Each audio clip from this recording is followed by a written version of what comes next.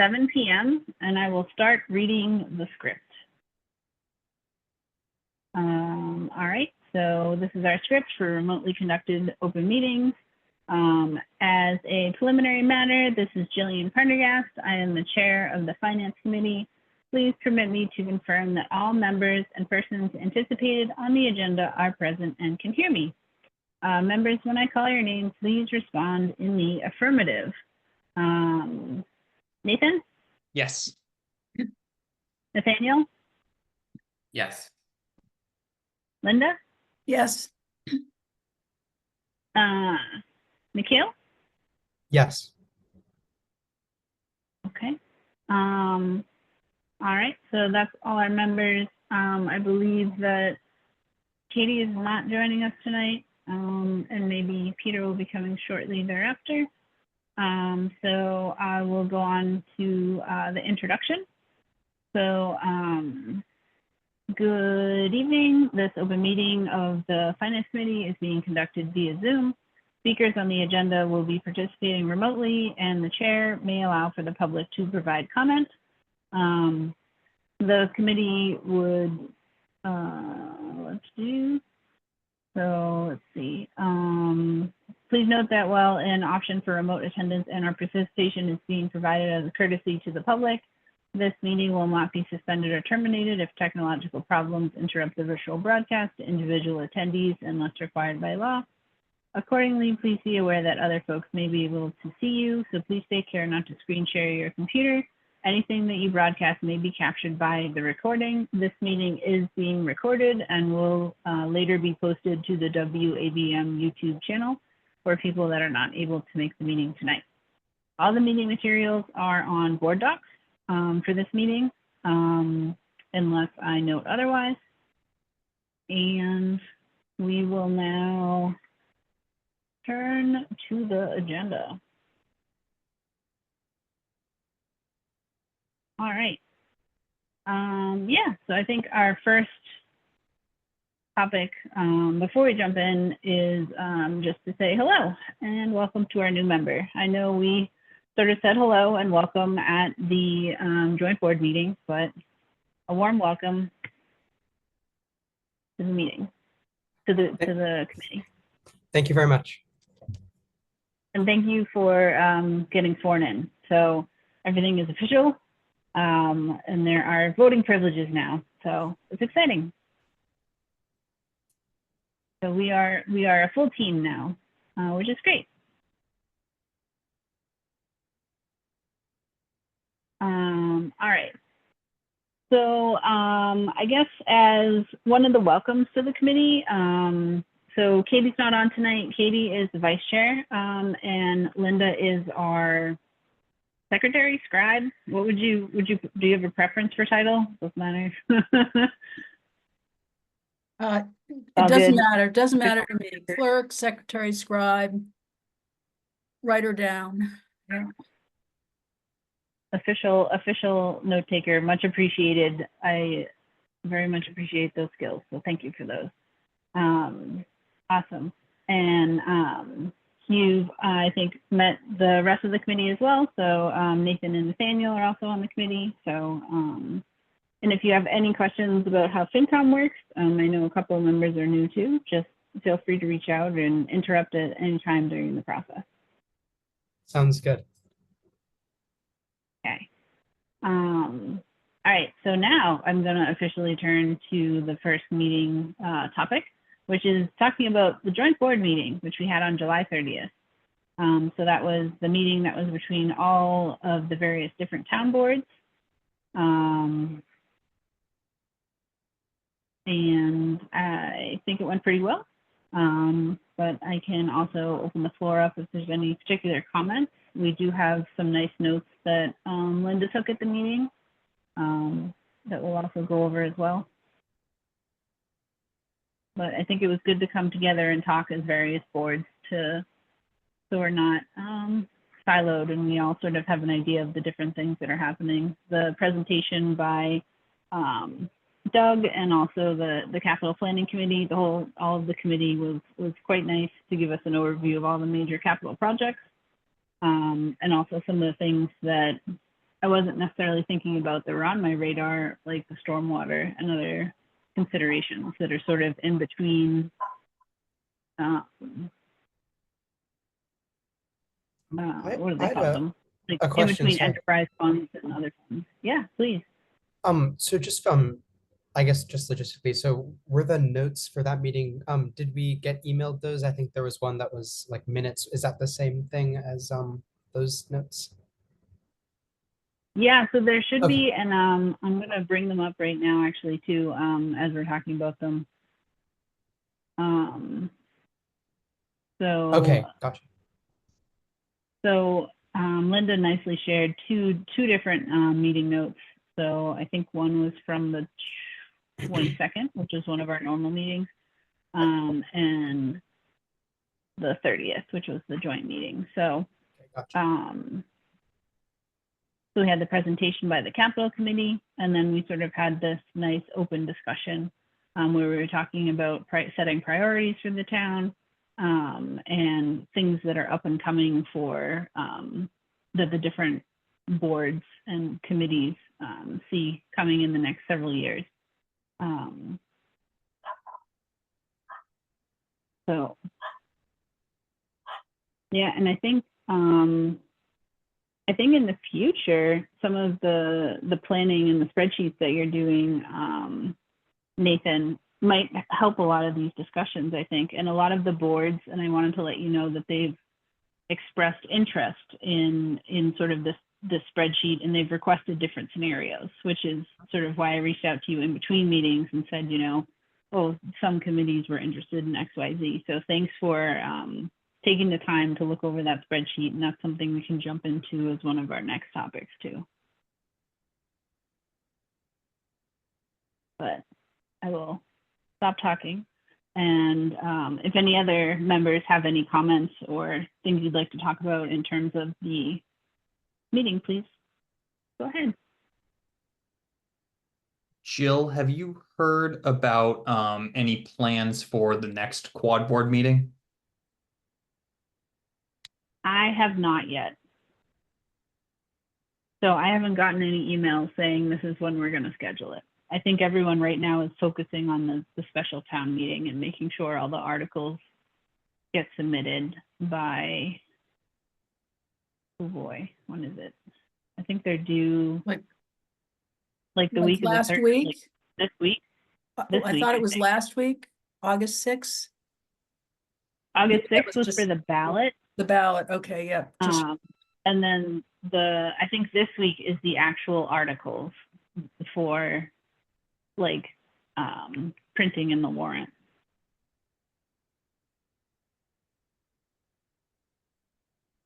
So do we know if anything got submitted for like the ballot? That is a great question. So no, nothing was submitted for the ballot. The school committee did bring, so my understanding is to get on the ballot, it has to go to the select board and they have to vote to approve it to go on the ballot. And the school committee presented the bleachers, one of the bleacher options for the ballot, and how they recommended to write it on there. It didn't include a price. It was language that was recommended by the lawyers or council, I guess, the school council. So this was actually, it had to pass with 2/3 majority of the select board, and it did not. So it will not be included on the November ballot. So my understanding is that it can still go as an article to special town meeting. And if it is voted at special town meeting in the affirmative, then within 90 days, there'll have to be like a special ballot, like a special, I don't know what the right English word is, but there'll be like a separate ballot just for this question, like about school bleachers or, you know, the override for the senior center or whatever topic it might be. And it sounded like organizing something like that would cost not a lot of money. It would be somewhere around $3,000. So it'll still be an additional cost to the townspeople, but it's honestly less than I thought it would be. And that would cover the poll workers and the mail-in ballots too. I But can, Greg said he could get me like a more concrete number, but that's like a ballpark.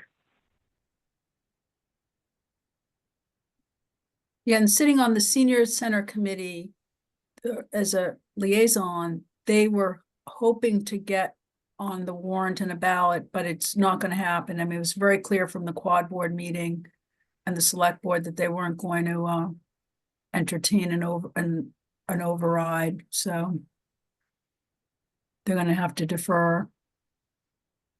So how does that work exactly? Because that's what I took from the quad board meeting as well. But I thought that the select board's position was that they did not have to schedule something within 90 days and they could like punt it until the spring, even if it was voted for in the special town meeting.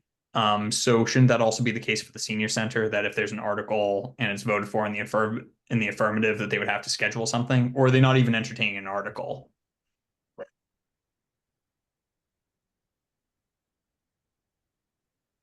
My understanding on the senior center committee is they're appointed by the select board. So the select board would have to approve both things. Where the bleachers, the school committee, it's sponsored by the school committee. The senior center committee can't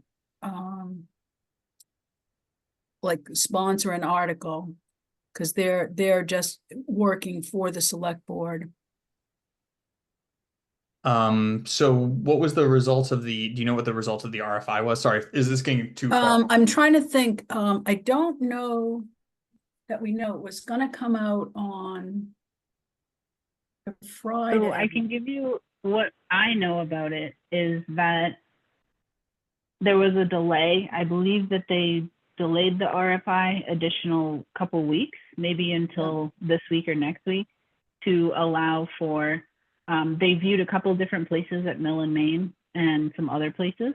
And they wanted that additional time to be able to get those RFIs in for all the places they looked at. Yeah. So, and I think that's potentially why it didn't make it this round. Yeah. And I can say just from, I went to see a couple of the places, and when you lease, the lease costs look favorable, but it's not like moving into an apartment. Some of the places we looked at had literally no floors, no ceilings, no bathrooms. So the fit out cost would be substantial. So what they were trying to do is extend the RFI to find some place that's close to move-in ready, which would really reduce the fit out costs of a place. Sorry, just a basic question from what exactly is an RFI? Sorry. It's a request for information.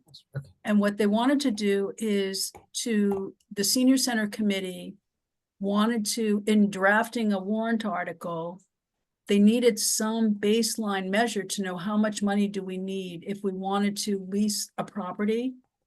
So an RFI just says, here's like, it was pretty vague, like 5,000 to 7,000 square feet. Right. 5 years with some options, certain characteristics that they wanted, and just give us information. So it's not binding to the owner of the property, not binding to the town, but it would give the committee enough information to make a reasonable proposal at town meeting of what they would need for the budget. Gotcha. Thank you. And Is- then once, if it passed, then they would have to go to a more rigorous RFP, request for proposal, and that Okay. would start by, then the town would say, okay, we have the money, it would start being binding on everyone. Okay, gotcha. 5 years seems like kind of a short amount of time for me. Is there a reason why the COA is looking at 5 years instead of like 25 or 30 years? Well, it's a big discussion in the senior center committee, Nathan, is they looked at 5 years with some options to renew. And and I think they're putting together a report to the select board, and they'll talk, one of the big issues is, which I think we'll have to look at very closely, is the lease build decision. There's some people who feel that in the long term, leasing may not be in our best interest, because you're really gonna be at the, in the long term, you don't know what landlords are gonna do, right? Could they sell the building and, evict everyone, or, which happened before when Mill and Main, I forget what was it before, Clock Tower Place, the senior center got kicked out when they sold. So, but I think as a finance committee, we'll have to look very closely at that to the lease build. And I believe, I'm not too sure, but I'm not sure if towns are allowed to lease for very long periods of time. I think there may be a limit to how long towns can lease real estate, but I'm not too sure, but I think there may be a limit. Is that a limit on the lease that's signed, or is that a limit on leasing in general? Meaning, like, could we renew our lease indefinitely, or after 25 years, you absolutely cannot Yeah, lease those are great forever? questions. I'll try to research that more, but I'm not sure that a town without a home rule petition can, I think there's a threshold of how long you can lease something, so you can't lease in, and I think there's a Definitely, threshold that's a here, but I big, will look, yeah, I will look into that. that's a really big difference in that equation, just looking at, leasing versus building and purchasing, because the cost of that lease eventually turns into the cost of building. Yeah, Inevitably, right? You have a timer and that Yeah. timer is looming. So that's a pretty big difference when it comes Yeah. to the discussion. and I think that the report, I've read some drafts, so we'll see it very shortly. And so you'll be able to see that lease build option, and that's something that we'll be facing, not this fall, but hopefully in the spring.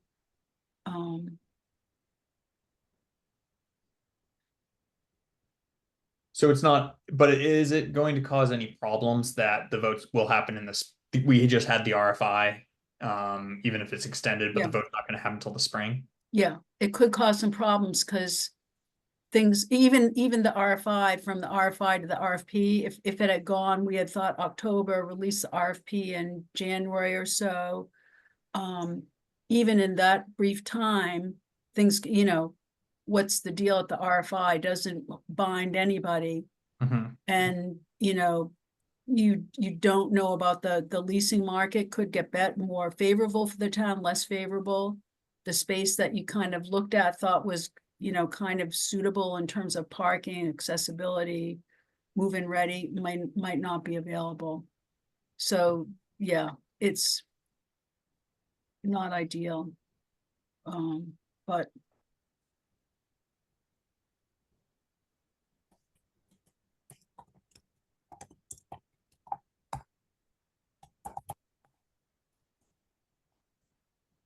I do actually have a question on the joint meeting. I know I wasn't there, and I'm halfway through it. I did not realize how long it was when I started it today. It's a 3-hour and 20-minute recording.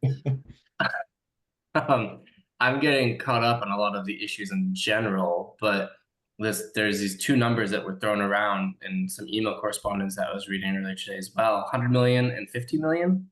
And those weren't necessarily touched on, at least in the first half of the joint meeting. Is there any way I can get a really brief refresher, or not really refresher, introduction, and probably helpful for Nikhil too, to have any idea? Like, I know the water is 100 million for drinking, and that's a pretty big deal, and I think it's incredibly important, but I don't know anything about where that number's coming from and what exactly it's doing. Yeah, so that's a great question. We have a lot of our capital projects. We have one single access to it through an account that I can figure out how to share with you if you want to look at it online. But there's a website called ClearGov. And on this ClearGov website, I'm trying to figure out how to pull it up while we're talking. But it outlines every single capital project and every single stormwater project And that's where those two numbers come from. So I think the 100 is for all of the capital projects and the 50 was for the stormwater, which is different than capital.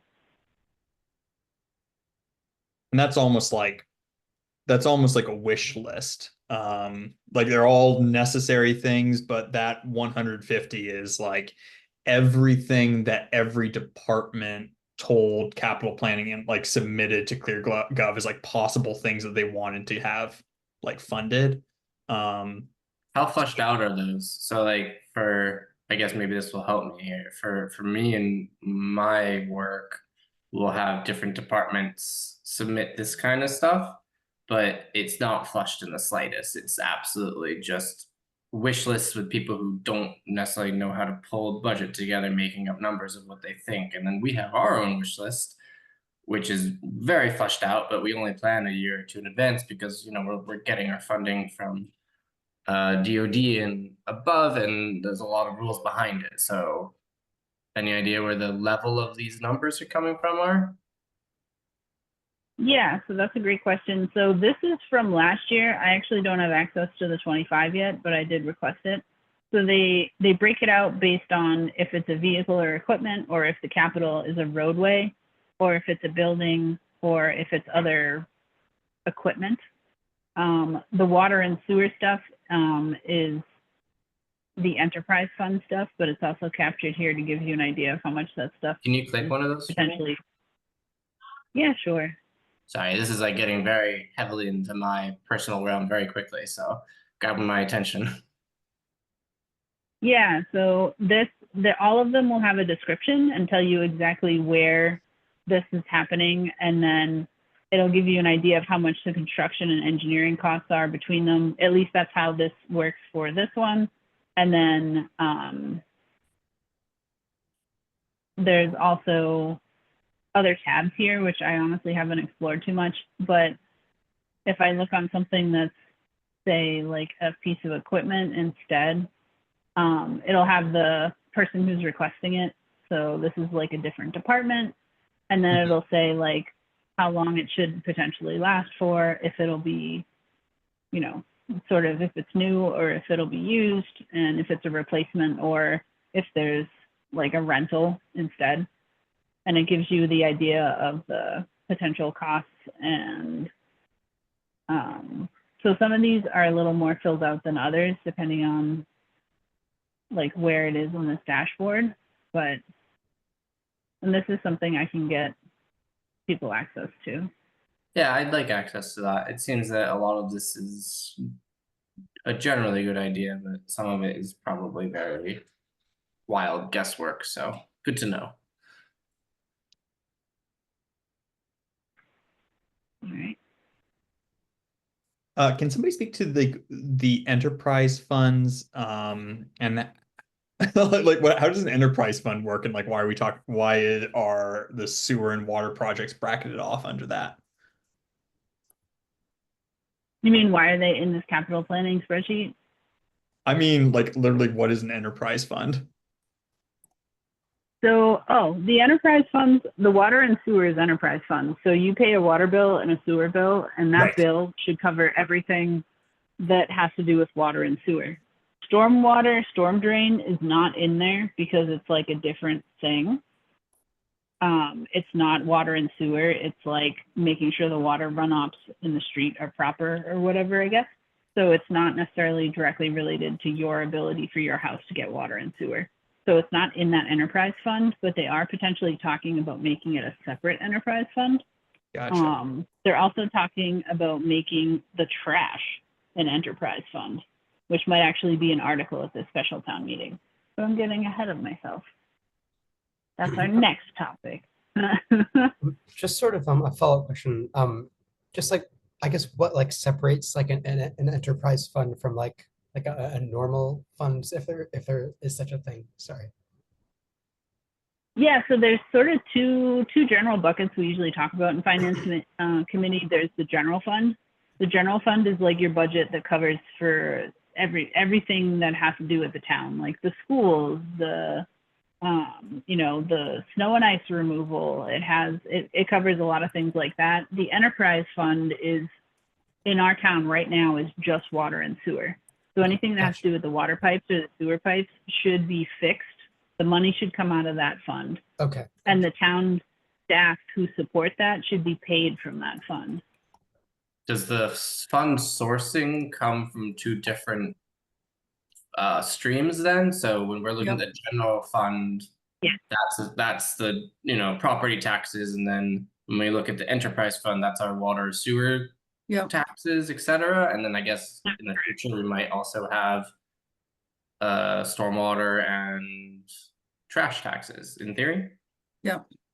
Okay. In good. theory, yep. So they should be separate piles of money, but they're all coming from the town's person. So it's something I'm trying to think about holistically too, because at the end of the day, the people who live here have to pay the taxes. They have to pay the water bills, you know, all that stuff, if they want that service. So I mean, my understanding is when you pay your water bill, you're paying a little extra, at which they budget in the water rates. So they're saving money to fix the wells, do the, you know, operations upgrades to the water system. And it kind of builds, so Yep. they're able to save that money instead of the operating fund, which after the end of the year goes away. The enterprise fund, they can build up that balance over the years until they have a big project and they can draw from it. So the leftover money They can goes into a also get savings grants. account. Pardon? they can also get grants too. Yeah. Specific for it. Yeah. Okay. All right. Any other questions, feedback, or discussion about the joint meeting?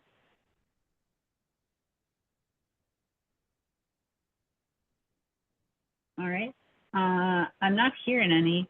Since we're sort of talking about topics from that, I might actually Oh, suggest that we. Sorry, just super quickly, and this Yep. could be like a larger topic. But there was just like a lot of discussion about at the joint meeting about like the golf course, and I was just sort of wondering like maybe an overbroad question, but like what role exactly would the finance committee play in that whole area? So we don't have any sovereignty over the golf course. Okay. It is an asset that's within this town. So it is something that the town owns. Right. And it is something that does need maintenance.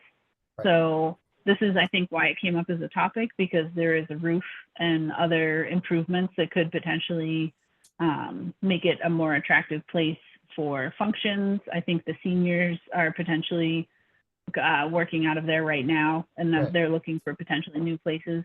So it's sort of like a town asset. So I think Right. that's why it was brought up at the meeting, but it does need some TLC. So we're sort of trying to balance all the other assets in town that also need attention.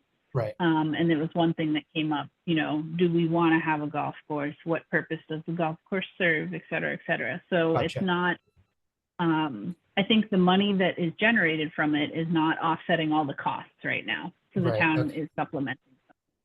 So that was, I think, a topic for discussion. Gotcha. Thank you. Nikhil, did you have any like thoughts on the golf course in particular? Honestly, my biggest question with the golf course, which Jillian just answered, was like whether it was sort of like a net revenue generator, and I guess it's a loss-making thing right now, which seems pretty bad, I guess.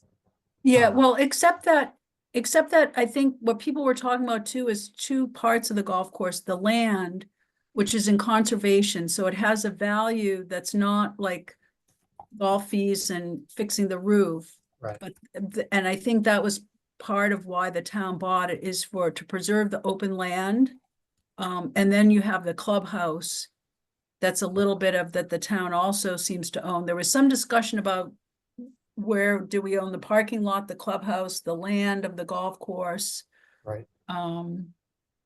Yeah, but right now with the building in such disrepair, they really can't do events there, so that we do generate some revenue from the golf course every year. We're putting into a savings account, but it's not enough to even, I mean, I forget how many years it would take.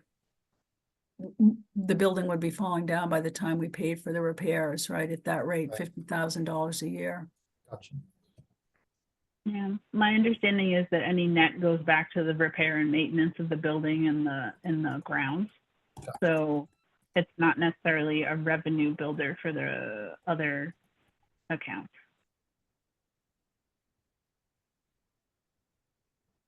Okay. All right. Great. So I was thinking we might pause for the future planning topic for 1 minute, and maybe just, since we're talking about special town meeting, we just jump to topic number 3 and just dive into special town meeting currently. So, so I did want to bring up, I did also learn, so I know that we talked a bit about overrides and exclusions and potential things for different articles. So, and I did want to bring to the attention, Linda, since you're acting as a liaison to the senior center, is that my understanding and the email that I got from Greg and from town council is that if we pass an article asking for an operational override, that for that year, whatever money, so say it was like $200,000 or something, we want an operational override for the senior center to rent something. The subsequent years, that money is not guaranteed, or it's not earmarked, which I thought was confusing. Yeah, that's my understanding, Jillian, is it's not earmarked, but it goes into the levy limit. And that each subsequent year, the levy limit goes up by 2.5%. So it's not, just like any other line item, it's not guaranteed. But it does increase the levy limit in perpetuity. So if you pass an operational override, that 200,000 stays and grows at 2.5%. But you're right, they could change it to schools, fire department, whatever. Yeah. How much of a Right, concern and is I it? think, Sorry, I was going to say, how much of a concern is it to?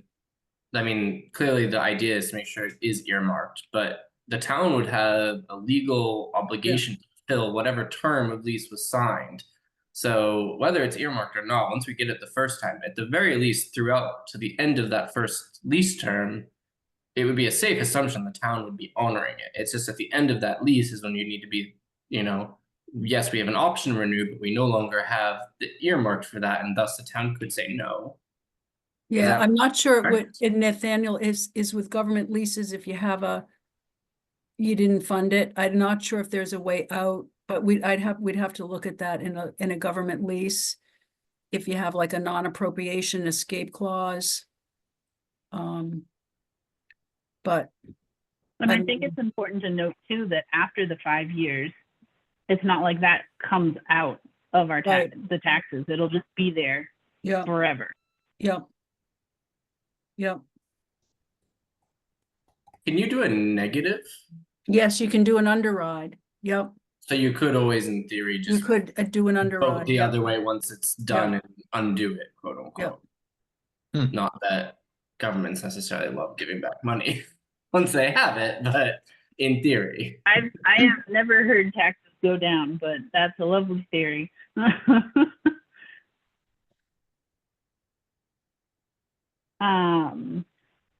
Yeah, so I did want to mention that.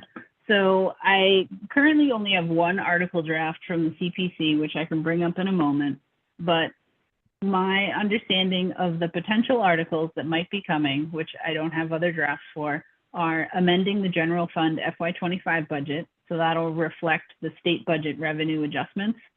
And that's pretty typical or routine at special town meeting, is to have an amendment article to the general fund. There is potentially the debt exclusion funding to borrow for the bleacher facilities. So that would be sponsored by the schools.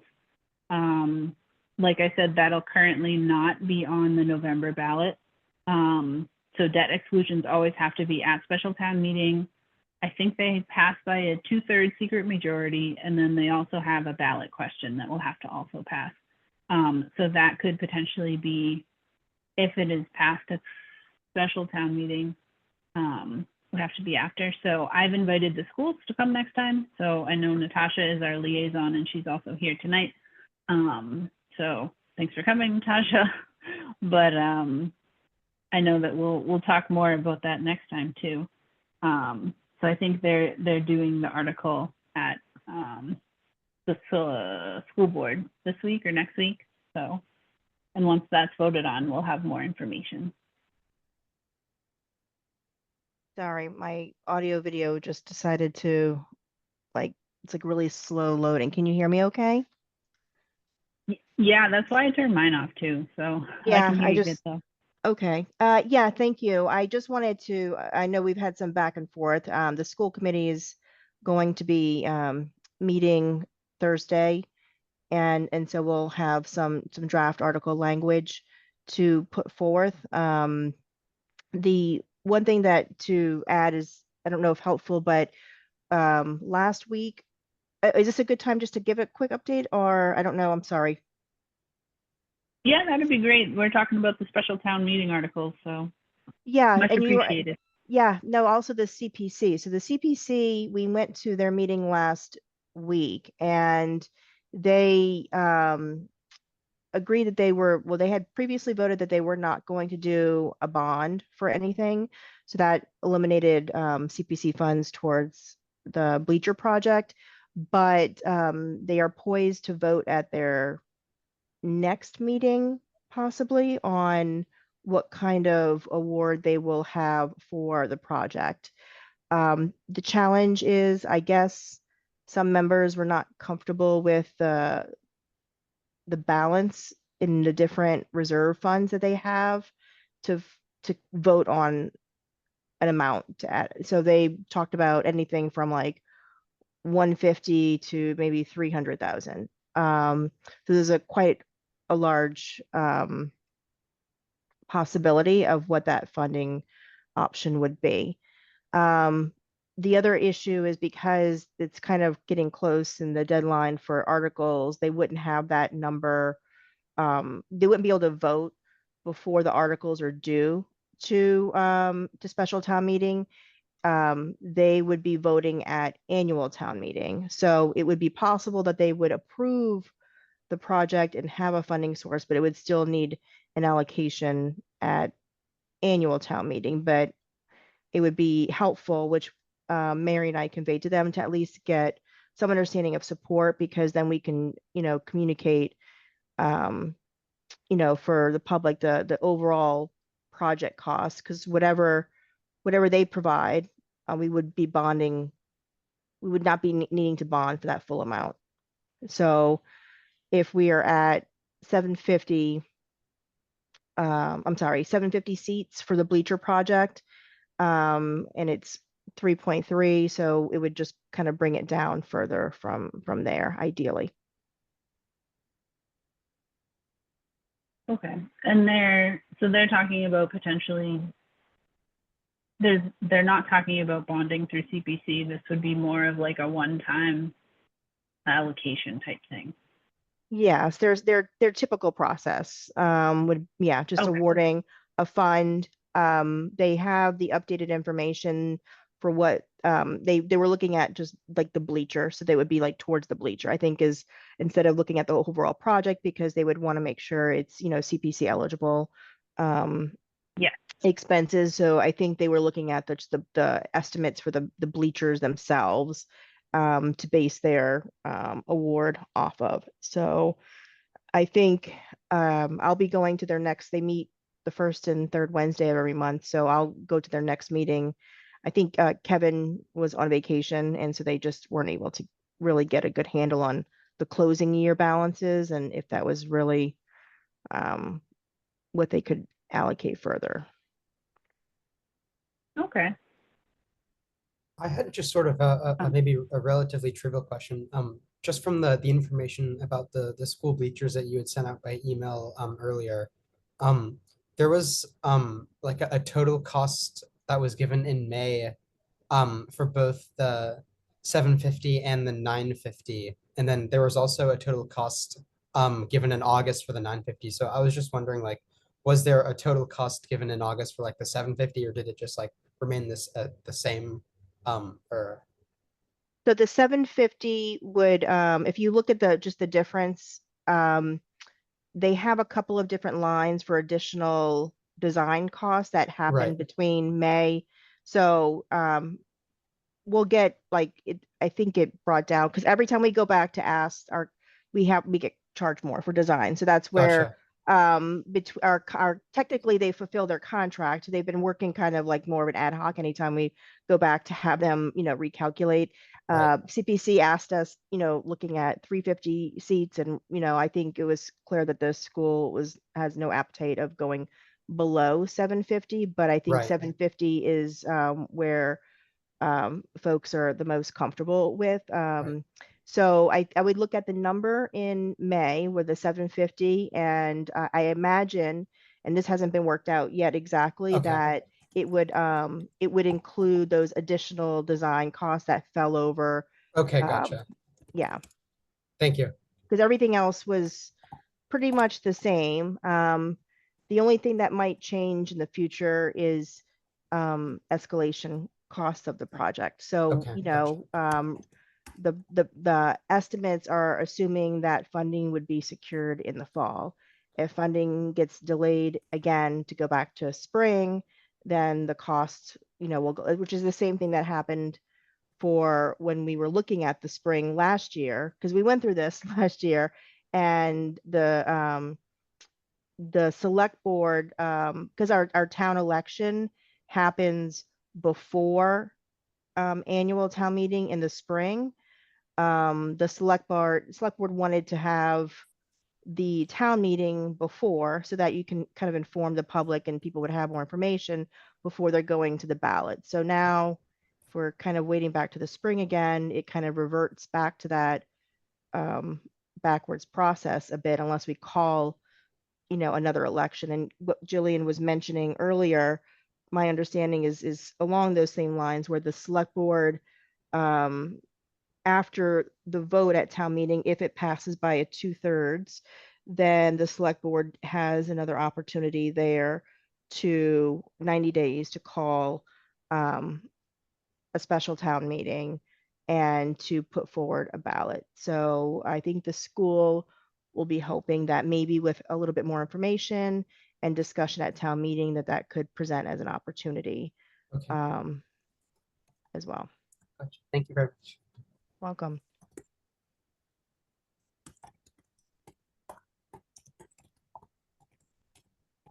All right. So I think we'll have the school committee come as our guest next time on the 26th, which we appreciate, because I think is it the first day of school? That'll be a busy day, right? Yeah, you mentioned Pretty about close to maybe the 19th doing a possible meeting, but I don't know if that's still Yeah, hard. so that's something I need to open to the floor and ask the rest of the group here, is if you want to add another meeting to our schedule next Monday. I don't know what people's schedules are like. We would need at least 4 of us to be available on, what date is that? 19th? 19th. Monday. Yeah.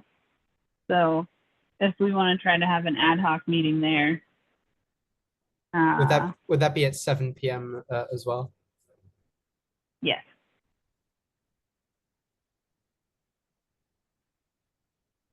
And would be to look at, we'd have a I warrant could do article. that. Yeah, I can do it, but will we have a warrant article from the school committee, do you think? Yes, we'll be voting on it on Okay. Thursday. So ideally, that's what we, because the 26th we can make work, but it's the first day teachers are back Yeah. at school, and I know Brian, it'll be a very long day for him. So we're hoping in the evening, it has like a barbecue for some students. So we're just trying to figure out what works better for everybody. And then if we need to come back at some point, if there's some other outstanding questions, still able to come back on the 26th. So, if, things aren't able to get resolved, or someone, we can make it work.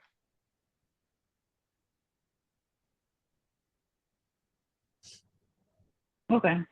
Yeah. So what I'm sort of Oh, am I still muted? No. Okay.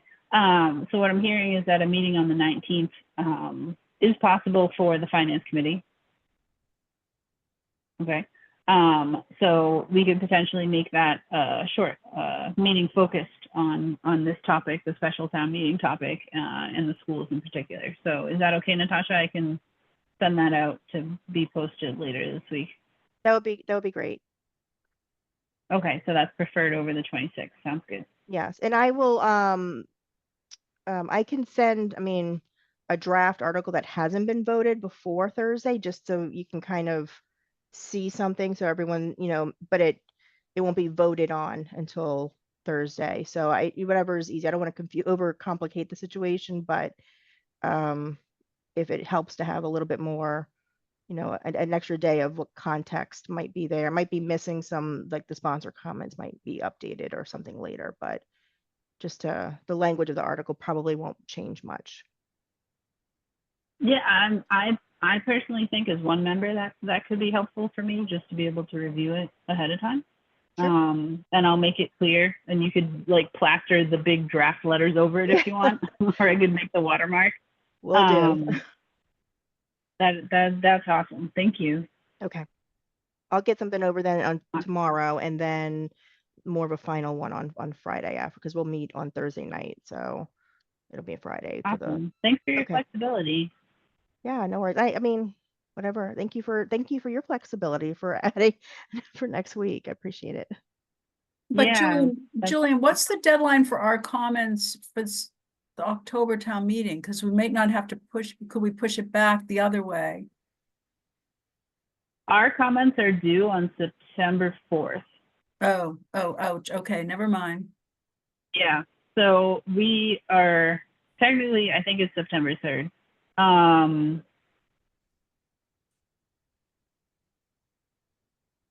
Oh, no, wait, I'm sorry. I'm looking at my notes here. It's September 2nd.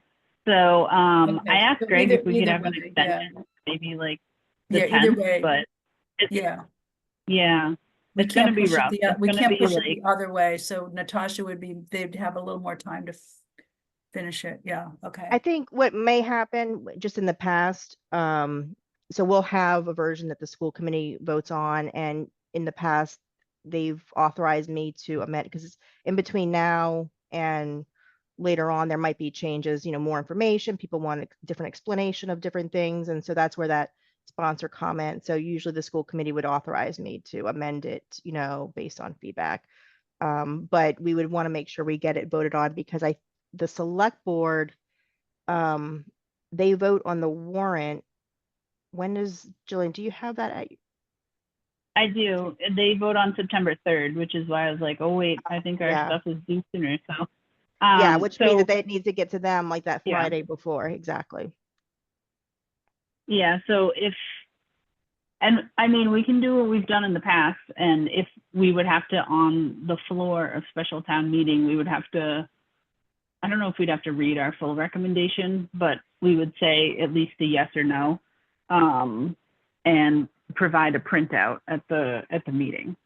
So it's ideal if we can do it where it's printed, so the townspeople have more ability to read it ahead of the meeting. But for some reason this year, it just seems really tight. And like by the time like we get the draft articles and when our comments are due, and I told Greg that, I was like, we don't even have like 2 meetings. I mean, we have 2 meetings now because we just made an ad hoc meeting, but it's pretty rough this year for special town meeting. I don't know why. Okay, great. So will we have, I guess we won't even have the final text of all of the warrant articles next week, right? I'm hoping that we'll at least have all of the drafts that have been submitted, because the drafts are due for submission this week. Okay. So my understanding is that August 13th is the approximate submission deadline for the special town meeting articles. But I think it's this Friday. So So like, is the actual. But next week at the ad hoc meeting, we won't even be able to vote on any of the articles because they'll still be drafts. We should be able to vote on the school one potentially, because that would have been voted on by the school board. Yes, I would say that for the school one specifically, yeah, once we vote on it, that is our, like, we're submitting it. There might be an edit to clarify, or if there's new information, like an example of the CPC, votes at their meeting of what that, we might want to add some language into this, the sponsor comments or something to reflect something to help inform the public, but the ask will likely not be any different. And I believe it's 45 days for the special town meeting, right, Jillian, that they legally by charter have to be submitted to the select board. So I know Greg's on vacation this week. I think this is his like comfy week of when his internal deadline, I think. I don't know. I just have he gave me like a bunch of dates in a list Yeah. of when things are due. So it said August 13th was the approximate deadline. Like, how long does it take you guys kind of like usually to put all the recommendations together? Is a September 2nd deadline like feasible for the committee? Like, how long does it usually take, I guess, is my question. So it depends on how many articles there are, and I'm a Right. little worried because I don't know how many articles there's going to be. Okay. So I have an idea that it seems like, from what I'm aware of, there's maybe going to be like 5 or 6 articles, Okay. which I think might be doable. Right. For annual town meeting, sometimes we have like 30 or 40 Yeah. articles. I So did see. it's a lot. Yeah. Are we, It's not going to be like that here. Okay. can we next week have, even if it's not like an official vote, like a discussion indicating which way we might be leaning on those drafts, so that we can like divvy out like who's going to write the recommendation, and we have at least an idea of whether we're recommending yes or no, and then we can vote to confirm it the following week? Yes, that would be ideal, if it's possible. So I feel like I'm a little bit at loss right now, because I only have one CPC article to present to you all tonight for consideration. So that I literally forwarded, I think, 30 minutes before this meeting started. So it's pretty new for me too, and I can pull it up to show you if my computer is going to cooperate here.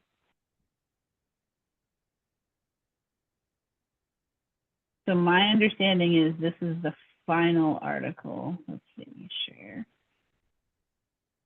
So this is for the appropriations of the CPC fund. So in the annual town meeting, we voted on, different reserve funds and things like that. And this is one of the Community Preservation Fund. They are doing projects that will benefit the community and preserve aspects of it. So these are their appropriations that they're recommending for this special town meeting. So Just these come from the real estate tax surcharge. just a basic question, sorry. For the reserve funds, like the kind we're sort of discussing here, are those like part of the general fund, or are those like separate funds? They are part of the general fund. So in the annual town meeting, we vote to take a portion of that general fund and to put it in this preservation fund.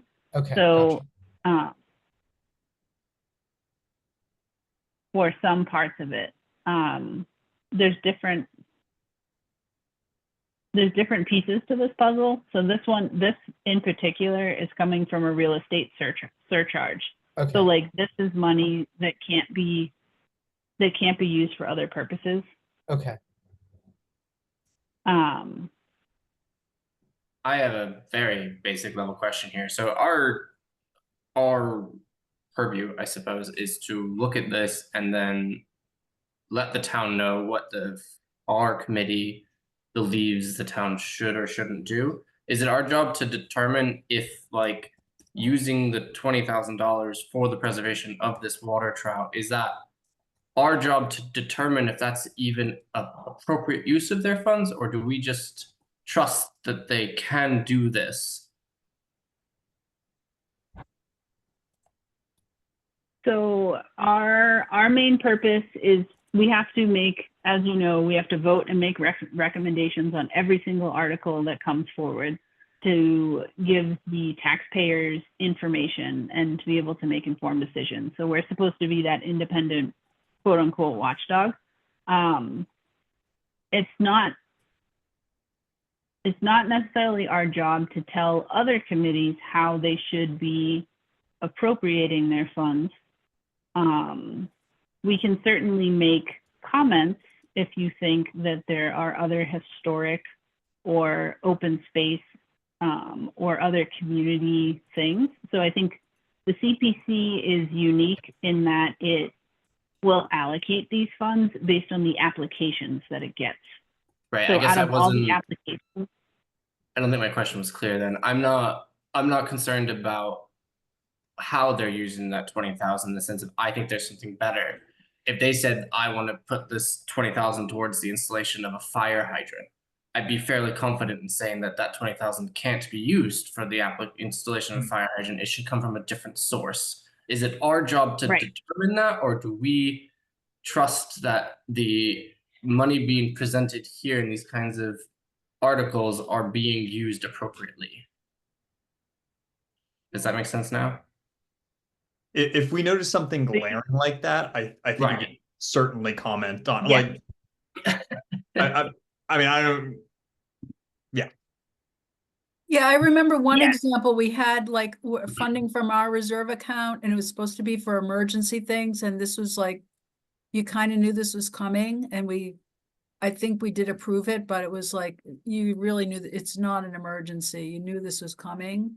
So I think we do have in Nathaniel an oversight into the appropriateness of the expenditures. Okay, interesting. And I guess I'll just jump ahead with a thought here. When I read this at first, and I don't know if this is also part of our preview, but I thought that this was asking for a 1.5% real estate surcharge at first. And I was like, that's a lot. And then that doesn't equal $28,000. And I was just sitting there thinking, none of this makes sense. And then I read it more carefully and I kind of came to it. So when you scroll down and it says FinCom comments, is that a place where like we're allowed to just add a clarification, or would this be something that we would like say, hey, CPC, we recommend you change your verbiage just slightly to say that this 1.5% surcharge already exists and the funds are already there. We're just trying to use the money. it would be like the former, because these comments are like mailed out to all of the voters in town, and it's like our statement to the people who are going to be showing up at town meeting on whether they should vote for or against it. Okay, so we can clarify that. We don't necessarily tell CPC to change theirs. Yeah, so like for Okay. the comments for like the I wrote comments on CPC like reserve fund stuff in the spring, and like I added some clarifying information of like, you know, we've been doing this since we voted for it in like 2006, you know, 10% of it has to go to this and the other thing. Yeah, so but we can also just say like, yes, this is, we approve, this is a legitimate use of these funds. It can be as like simple or complex as we want. Thank you. But last year, I remember we read comments and they had like percentage changes that our math didn't add their math, and we sent right. email And they back actually and forth, and they updated. changed their comments. So I think if this isn't clear, we could just say, you know, would you like to change your comments? Because we have plenty of time for that. I mean, they may or might not do it, but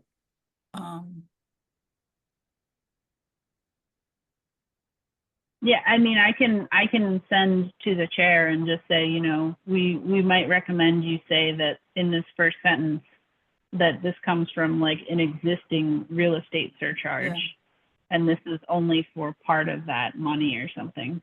yeah. I just had like a clarification question.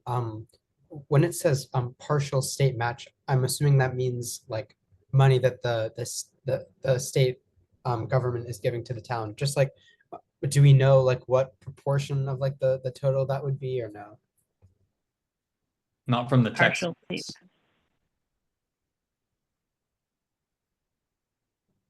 Where is that phrase? Sorry. At the end of the first sentence of the comments by the sponsor. Partial state match. Okay. Is that something that like we would need to know, or is that like not relevant information for us, or? This, right, so yeah, that's a great question. I think it's a little more clear at annual town meetings because Okay. in their article, they talk about what they do with the 1.5% tax and how the state matches X amount of it, which I don't Okay. remember off the top of my head. But like, so like we as residents put in that percentage, but then the state also puts in some money too, but I don't know Right. what that is off the top of my head. Okay, So I gotcha. can ask the clarifier for that if we want to know that for our comments. Okay. Is that since I maybe am not super familiar, like, is that something that like generally speaking, like, would we want to know for just like the purposes of our comments, like how much the state is contributing to like a reserve fund, or is that something that we don't really? Yeah, we can definitely ask. Okay. I can ask them. Okay. Gotcha. Thank you. I mean, I think like our job is to like inform the public, right? So if Right. we think that that'd be like clarifying if like the average person in town is going to Yeah. want to have that information. And I Right. think the fact that you're interested in it means that there would be interest in it. Right. That's definitely something we could put in. Yeah. Gotcha. And if you're confused, I'm sure someone else has questions too. So like if you have a question, I'm sure someone else does. So I think there's never a dumb question. So Okay. Gotcha. Thank you. all right. Okay. If there's any other questions or comments on this article, I can send a message or a clarifier to the CPC. They said they would be happy to answer any questions we have. So if anyone wants any additional information about these improvements, then I'm happy to get that additional information. So I'll ask them about the match, and I'll ask them about potentially making that first sentence a little more clarified. I'll just add, I'm watering that trough this week while someone's on vacation because it's planted by the community gardeners. And it's a heavy, heavy, big thing. And that's the cost, I think, of moving this is a big lift to move it. And they feel that to sell the fire station, if that historic landmark wasn't there, was in a more permanent place, it would actually help financially help the town to, you know, as they're disposing of that property.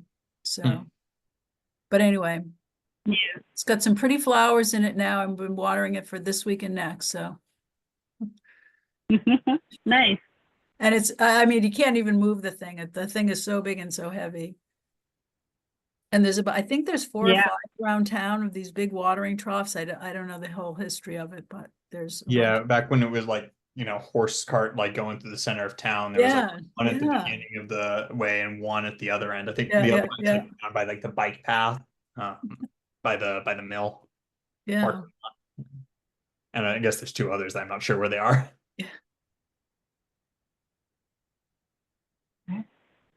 All right. If there's no additional questions here, I would say that I'll get those clarifiers. We don't have to vote on this tonight. But this is the current draft of the article that I have right now. So this is the only article I have a draft of right now. So if I feel like that's enough information, is this the part where I would say I motion for a vote, or is that out of order? It's not out of order. Because I would be comfortable voting for this now, if that's allowed, and get it out of the way, because it doesn't seem like an enormous big deal here, and it seems that they're using the funds appropriately. So, and the funds exist as well. They're not asking for money from, so they're just moving money from a fund to purpose, is my understanding. Yeah, the only tricky part is that I don't know what this article is called yet. So usually you would say I motion to approve article.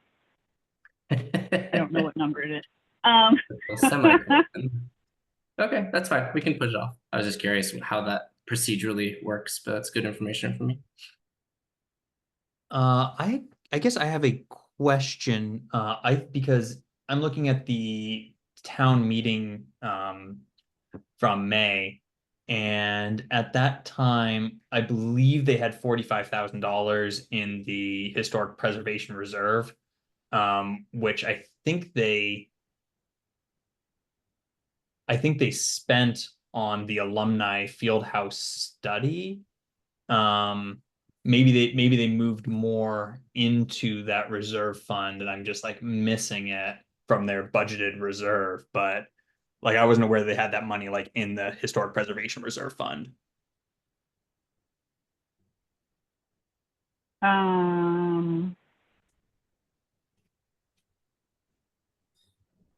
mean, that sounds like, Okay. Bill, what you were saying they were asking Kevin for was, what was their balance? Yeah, we should probably wait and see what their balance is. I mean, like they have the money from their budgeted reserve. I just like that might not be like my vote on this. I don't think would change on that. It's just a little nitpicky thing I want to have. Like I want to know the answer to, I guess. Okay, so your question is how much money is remaining in these reserve funds after these proposed transfers, and if that's something that's depleted every year or if it carries over. Yeah. Okay. I'm also wondering about the June 2026 date now that I'm looking at it. Because should it be June 2025? Because they're going forward another whole year. Above it mentions an extension of up to 1 year, so I'm assuming Yeah, it's they may be At their granted discretion. Yeah. at their discretion. So that would be up to 1 year past. But now we're going into FY 26. Okay, Would that be the end of, so is that June 30th, 2026 would date? be Is that, would be the end of FY 26. Now we're in FY Okay. 25, but maybe they need 18 months to do this. would that Yeah, be, my understanding is that's why they say extension of up to 1 year, and that's why it doesn't say June 2025, it says 2026. just sort of Oh, for my okay. own, for my own understanding, when it says at the end of each of those two appropriations, when it says being returned to their funding source, does that just refer to putting what's unspent in the reserve fund back into the general fund then? So if it's not spent, so say they don't spend the $20,000 for moving this water trough, whatever they don't spend would be returned back to the Historic Preservation Okay, Reserve Fund. Okay, I understand. Thank you. Gotcha. Yep. Okay. All right, so I got my questions written down here and I'll send those off to them to ask additional clarifiers. Stop sharing. Great. Okay. So that's all I got right now for articles. I would, are there any other topics people want to talk about for special town meeting at this time?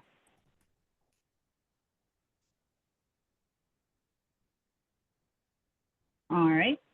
I'm not hearing any. So I would propose that we jump back to the future planning and scenario discussions, since Nathan made a really great spreadsheet. I don't know if you want to share it, if you have permission to share it, or if I need to figure out how to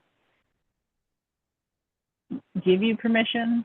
Oh, you have the host has disabled participant screen sharing. Okay, the host will figure this out. All right, I will make you a host. Don't hang the call up, okay?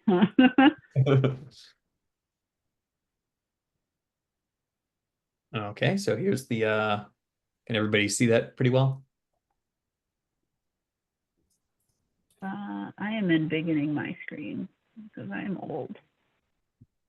All right, perfect. Cool. So so Jill had sent me like a number of scenarios to add to the model. And so they're on the additional tabs. This is like the blank one. This is like the basic with no changes. Here is with a school budget override at the for FY26 of $800,000. So that would be like, that's the type where it gets added in. It's like an ongoing expense, and it gets added to like the baseline of our taxes. So by FY28, we would have 60,000 in revenue and 57.8 in expenses, compared to here, where if we don't do it, this is where we wind up. And it would allow our school budget, if it grows as expected, to go, let's see here. I guess we just need this line. As is, we're expecting the school budget to be 25.8 in FY28, and with that override, I'm not actually putting it under the education budget, because I have it in a general space. I'm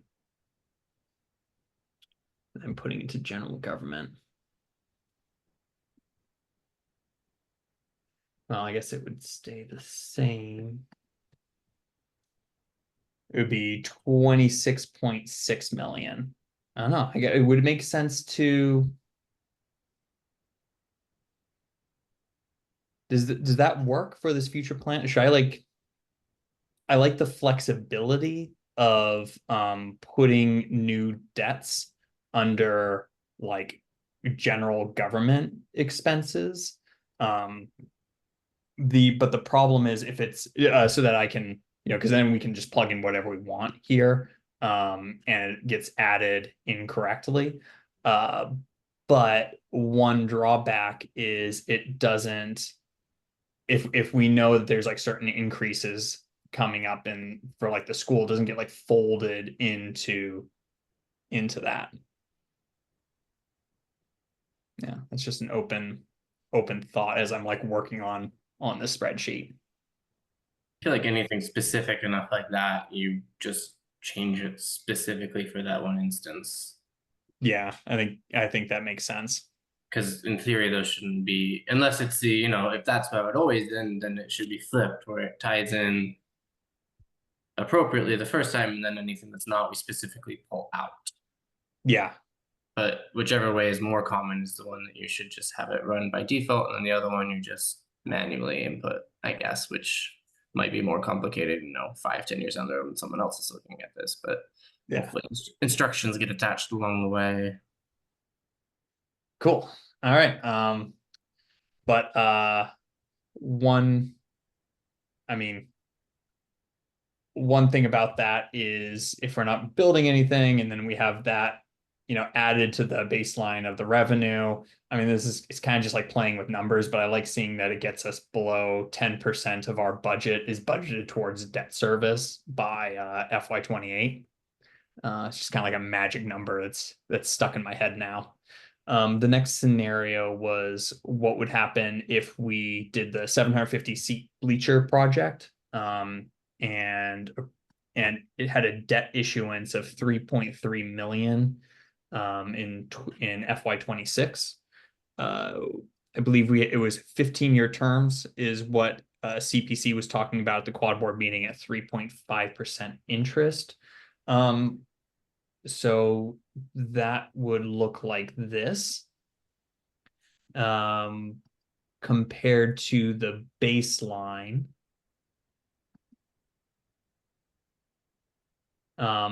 Our expenses are expected to be 57 million in FY28 here.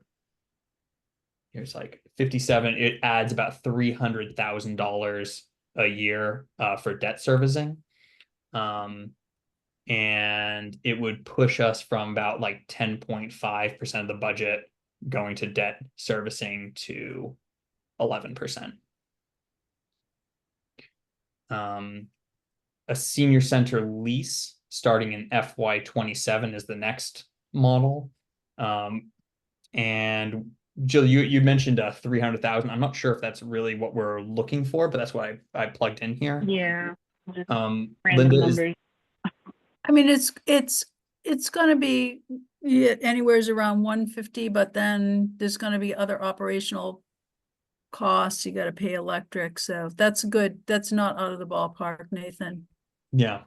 So that's like, again, that's like it's an override, so that gets added Yeah.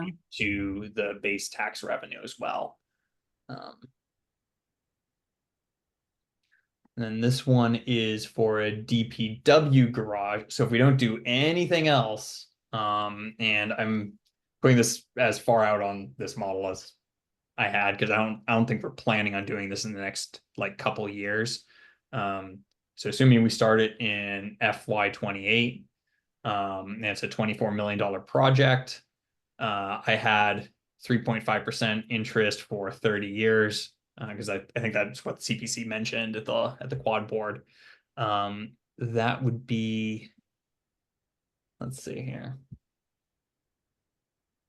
That would add like $1.3 million of debt service per year, and that would push us up above 12% debt service. And it would increase our, the total revenue from like taxes and everything to like $59 million, as opposed to like right now it's less than 58 million. And then this is the last model. This is if we do $800,000 for school budget override. I also threw in like a $54,000 for like bleacher rentals instead of a build. I guess we're already paying for that, so it wouldn't actually be like an additional override, but I don't know, it's in there anyway. 300,000 for a senior center starting in FY27, and then 24 million for the new DPW garage in FY28, and that's what this looks like. So that'd be like taxes going up to like $62 million instead of just under 58. So it's a lot of expenses, and it puts our debt service up above 12%. It puts it near 12%.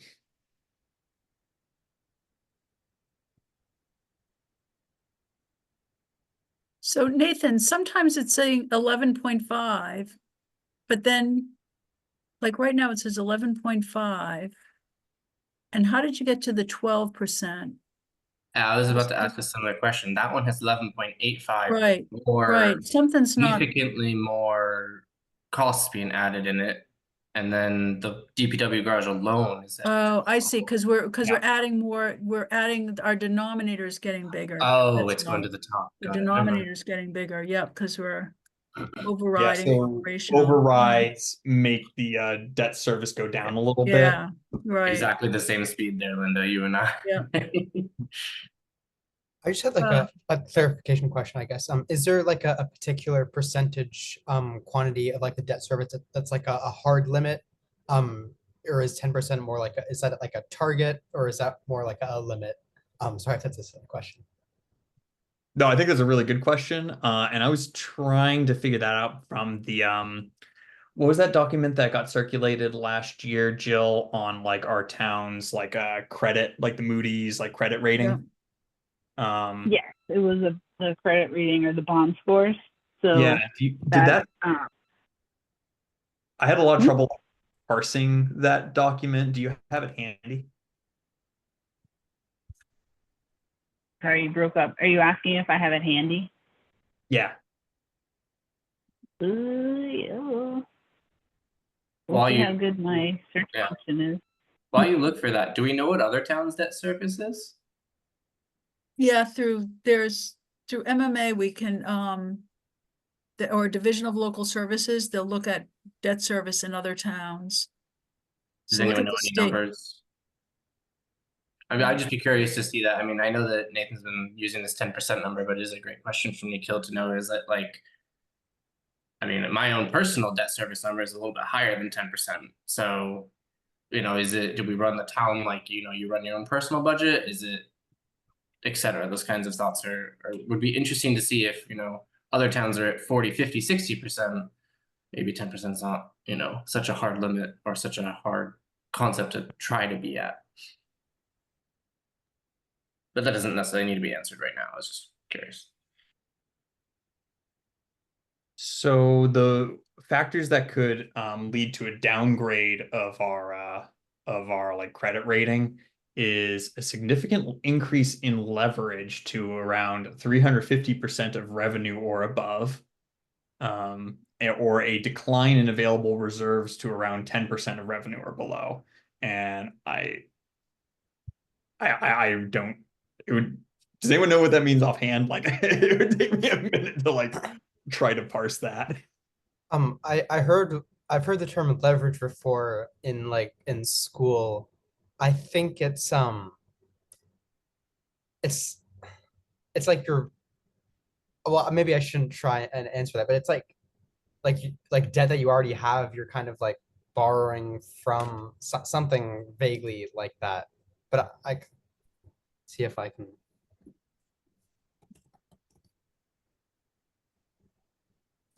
I mean, I'm looking at the Division of Local Services and in FY 23, general fund debt as percent of total budget for all the 351 towns was 6.95%. So going up to 12 would be more, but we could, do we have chat? I could post do we have chat? No, we don't have chat. We don't have chat. Okay, I can't post it in the chat. But if you look at Massachusetts Division of Local Services, and look at, oh wait, that might just be Abington. Never mind. I thought I was looking at everyone. Never mind. That was Abington. So leverage is when you invest money that you've borrowed and you're expecting the return on the investment to be like more than what you have to pay back of what you borrowed. So All right. I'm gonna figure out.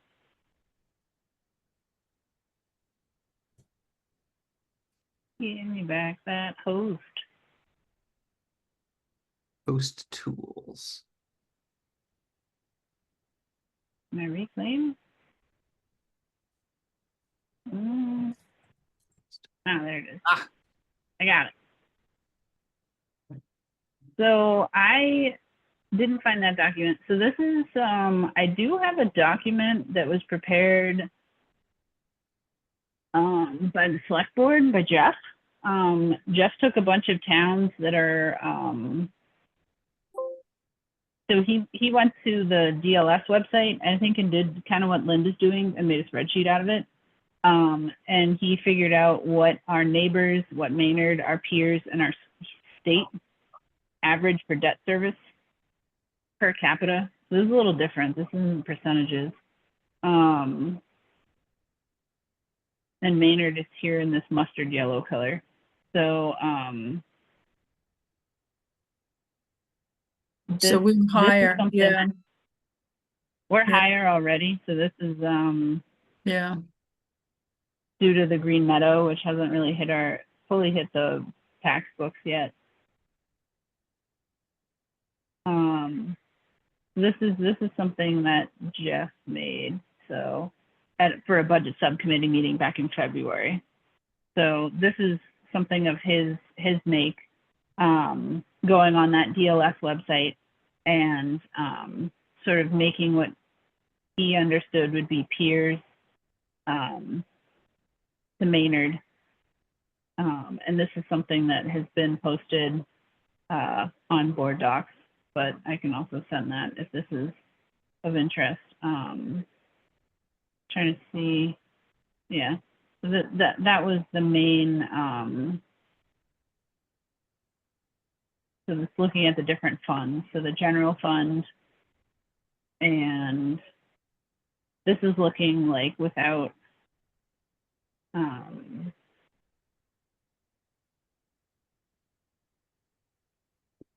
into the expenditures.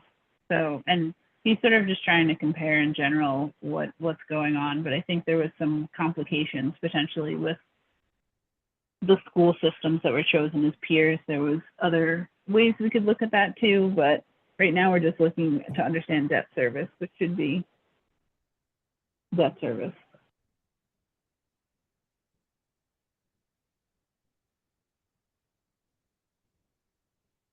So, but it's funny, the DLS website does express things slightly differently. And a lot of times it's per capita instead of per like a percent.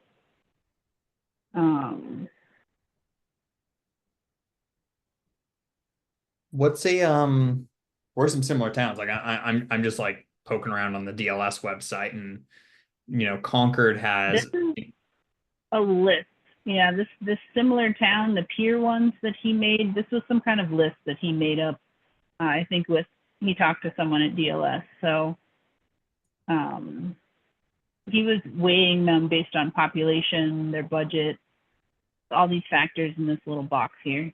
So this is, I don't think something that's offered directly on the website. This is sort of a best guesstimate by sign. I looked up Concord, for example, FY25. It looks like their debt service expense is projected to be 3.79 of the total general fund budget. So they do make significantly more though in taxes, so the percentages might not be as applicable, but it still matters, I think. I see Acton a couple of years, like I have FY23 is like the most recent report on DLS, and it was like just under 3%.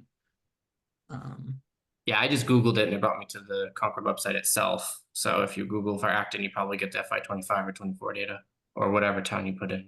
I just skipped DLS because I was clicking so many buttons and I couldn't find it for the life of me. Lunenburg has been around 11% and is now at like 10%. Now being 2 years ago. The DLS, like it's not fully up to date, but there's a drop down and I can just like check different towns. Yeah, and it's also important to note, if you're going to look at DLS and Maynard, the way that the budget is put on DLS is slightly different than, say, in your spreadsheet, Nathan. Mm-hmm. The way that they break certain pieces of the budget is slightly different from my understanding. So like the line items might be combined on DLS, where in our spreadsheet they might be. Still looks to be 6%. Town of Harvard is around 11%. But very few towns are over 10. I mean, maybe 15 towns are over 10 or over.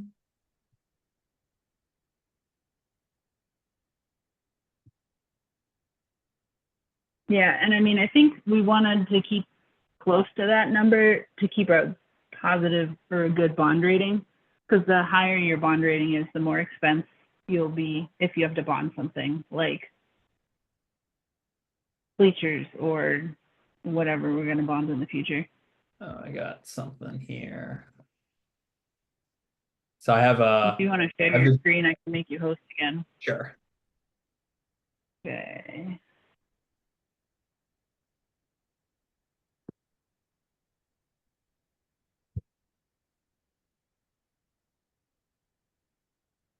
All right. So here's DLS, and this is sorted like every town from debt service as a percentage of budget. So of 351 towns, you know, it's just the top. Oh, however many this is. 2, 4, 6. What is Holly 10%. doing? Yeah. What happened there? And total outstanding debt is 0. Do they like do they declare bankruptcy or something? What happened there? But yeah, there's towns with like more outstanding debt than we have, but we'd be way up here.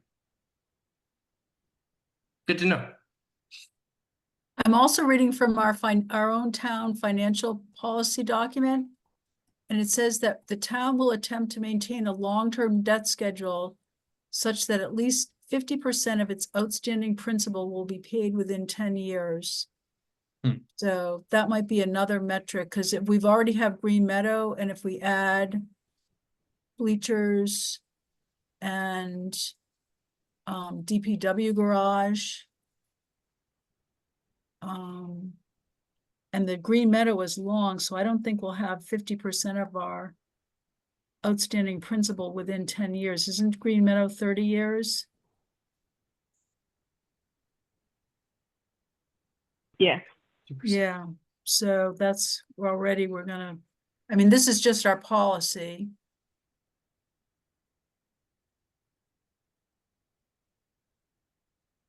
That definitely answers my question. I'm fully Team Nathan now with this 10% number. So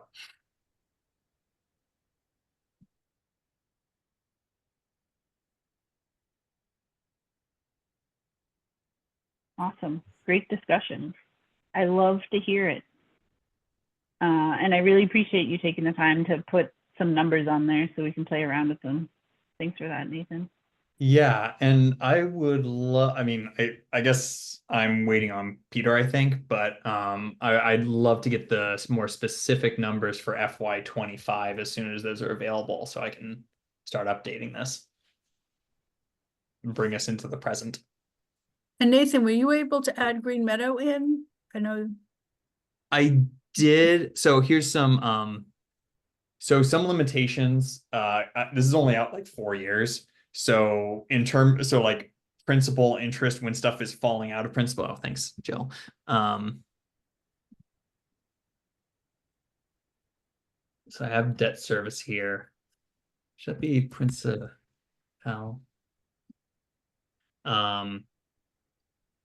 For previous years, you know, it's lists exactly how much principal was left. You know, I see it going down over time. Theoretically, you can see the interest that we're paying going down. You can see the amount that's going to principal going up. I added Green Meadow School in here, and that's why it's highlighted green, because I don't have the current numbers. And it's just part of the way this model works is it just kind of like assumes that a line item stays the same every year unless I put in a change. So if I knew that we'd be paying like 5% more in the principal next year and the year after and the year after, I can do that. But that doesn't really work for like paying down debts, especially if they started at different times. Like, and that's something I'd want to add a whole bunch more columns and kind of like manually set the rates at. And it seems like that should be available. And without that, we can't really answer if we're going to be paying half of our principal in 10 years. Yeah. Looks like Natasha has a question.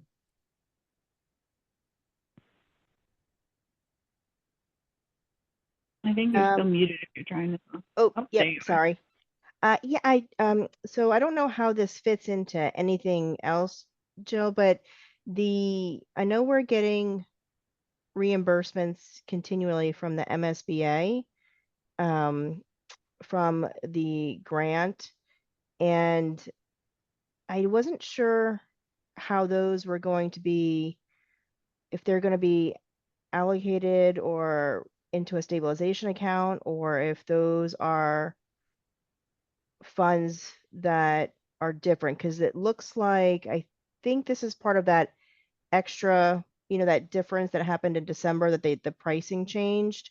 And I just know that I got an email in last month about a grant payment for 200 and something $1,000, but I don't know where that goes. And if you had heard if that's going to be in an article to get put into a stabilization account.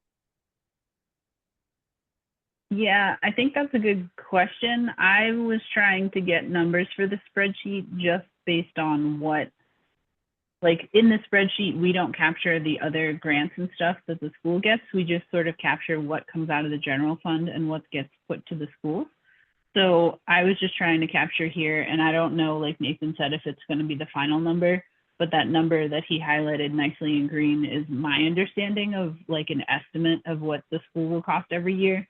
But I think the first year it won't be as expensive because, like you said, there's the sort of the building costs and stuff like that and the ramp up. And then every year afterwards, it'll be some set number.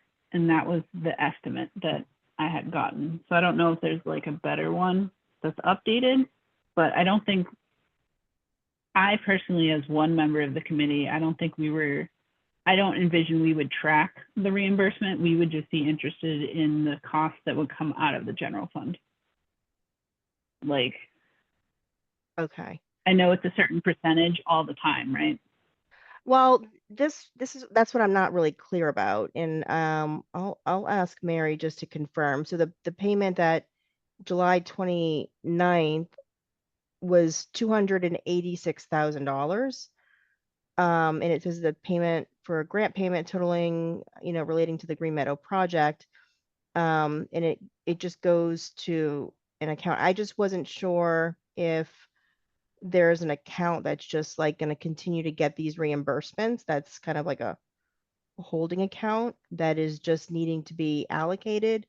And is that funds that could be used to offset what what we might be going to debt exclusion for some of these projects. I don't know in that case, because I imagine it would be an opportunity, depending on how much they are continuing to come in, but could it fund something on its own? Because they're not small amounts. I mean, I think whatever we get for that has to go directly towards the school. I don't think we can repurpose the funds. And Nathan, you have 3 million for Green Meadow. That's based on the $80 million that the debt exclusion, the principal and interest. No, that's based on, I don't remember where I got that number from. Jill, did you just say that you sent that number to me as like the first year? That was a number that Greg had in one of his projections, like Okay. I think it was the FY25 budget draft or something that he sent around for the budget subcommittee meeting. But I don't know. I don't think that's a finalized number. So I think it's also good to highlight it just to see like Yeah. what actually is that number, Yeah, because how the much number, is offset by the grant. yeah, that's what I was wondering, because the number got reduced in December by that, they recalculated something or other, and that was after the debt exclusion. Right, we're gonna get reimbursed more. Yeah. Right. So I think that means we were going to not need to bond for the 80 or whatever that was, or so that's why I'm just trying to figure out what that picture looks like, because I'm far from understanding it, but that's could be a potential big chunk in bringing down whatever that the debt service is for that school. If we're not, what if the bonding amount is different because of that additional reimbursement? Yeah, that could potentially bring down the debt service. It won't change any deficit we have because it's obviously all of it would be taken in and spent for the same thing. So it's a net zero between revenue and expenses, but it could impact the debt service. That's a good point. I just had a super basic clarification question, and this might have been mentioned earlier, so sorry, but just for that debt service as a percentage row, is that just as a percentage of like the town's total budget or of the general fund, or I guess just what exactly is the denominator there? Yeah, so what I'm doing here is I'm taking our 226 divided by R 226. Two,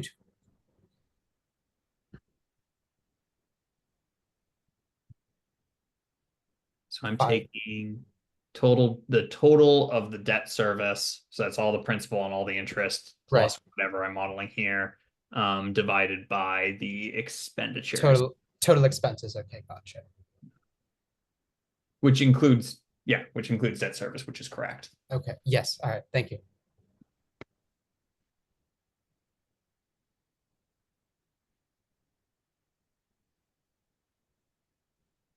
Great. And I'm also like hoping people can like poke a lot of holes in this, because like I put this together partially as like a way of like trying to like understand how in town works, because I'm like new to finance committee since last year, so I don't know for sure that like I think I think this is largely correct, but I don't think it's like precisely correct. So I'm like, I would be very excited to hear about any problems you find with it and any ways to fix it further. Certainly this one I say wouldn't be a suggestion, but just like another kind of a clarification for me. But when we were looking at the DLS debt service percentages earlier, is that like calculated in is the denominator that DLS had, is that also like total expenses for their towns basically? Or just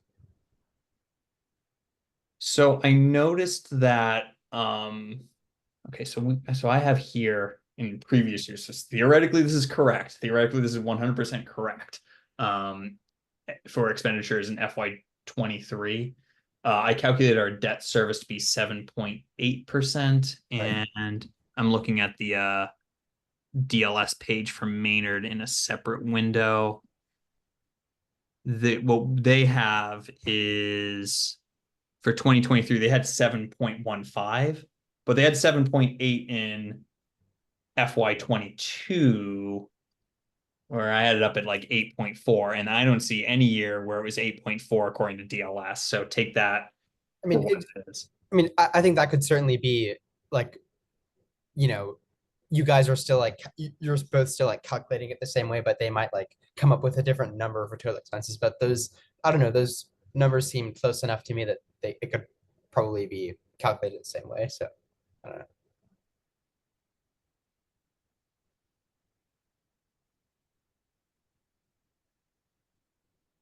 Jill, do you think you could ask? I'm not even sure who to ask exactly, like the town accountant maybe, for more information on. I believe these are some of these look like they've already been paid off, but like any outstanding debt that we're paying, like the interest and the principal, and whether there's like a schedule going out for the next, well, like 30 years, I guess, if it includes the Green Meadow School. So you want a spreadsheet just with debt service, like the major line item? Yeah, like just kind of like the schedule of how like the interest and the principal is getting like paid down. Because I want to make sure that this matches up to it, and I want to be able to like add a bunch of columns going out if we're like looking at new projects that we're going to be paying down for like, 15 years or something. So you're requesting it for like the last 5 years and the future 10 years, or is there some range? I kind of want to know when every debt is going to get paid down. I mean, like Okay. any information would be helpful, but like if that's readily available, I'd like to have it. Okay. So we're calculating future projections up to FY28. Yeah, like CPC knows when certain things are going to get paid down. I didn't add it into this spreadsheet, but I think because I don't think it went far enough. But they said that like the library was gonna this was going to be paid off in a couple years in FY28 or 29. That was their like one little bright happy news in the middle of their presentation. So I'd like to know when like the rest of these will be paid off as well. Sure.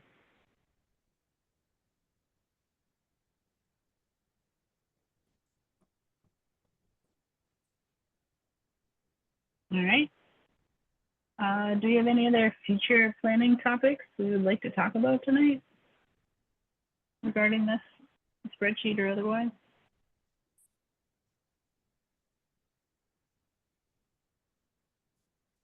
I don't, I just not sure if it procedurally hurts anything, but I'm gonna have to jump off at 9. I actually have it's my birthday, and so birthday dinner will be ready soon. Happy birthday. Happy birthday. I'd love to Birthday. spend more time here, but if there's anything that procedurally might need me before 9 o'clock, we might want to get to that. Okay. Let's do. I'm going to take Coast back. Let's do voting on the minutes then. All right. So I have here. These are the draft minutes for July 30th. So we did kind of go over these a little bit before. This is the quad board meeting, I think, right? Yeah. This is the quad board meeting, yep. So, are there any comments or questions about these, or would we like to entertain a motion to approve?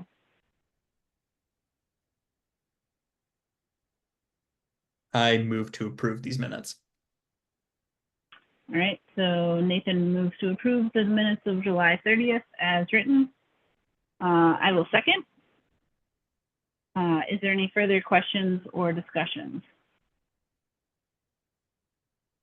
Nope. All right, so I will take a roll call vote. You can either vote yes, you can vote no, or you can vote to abstain. All right, so Nathan, Yes.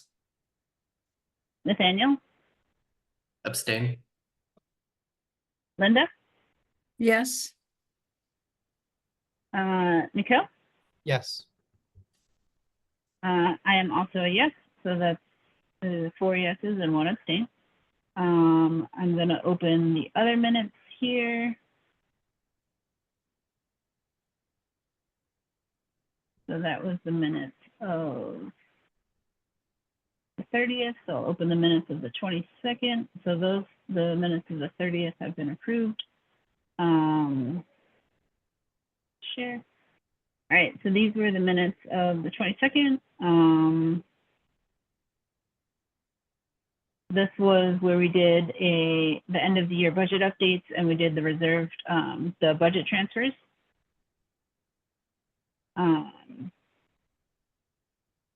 So this is where we voted to approve the budget transfers as Greg and Kevin came to the meeting to present. We had a discussion about the board meeting the joint board meeting. We talked about the spreadsheet, the future planning spreadsheet. We also talked about liaison roles.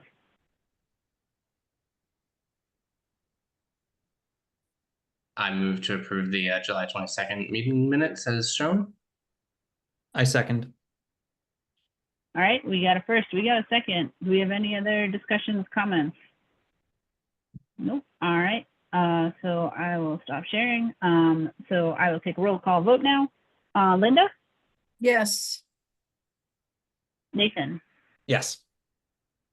Nathaniel, Yes. Mikhail. Abstain since I wasn't on the committee at the time of that meeting. Okay. And I am a yes. So that is once again 4 yeses, 1 abstain. Great. All right. Yeah, so I think the only other topics tonight are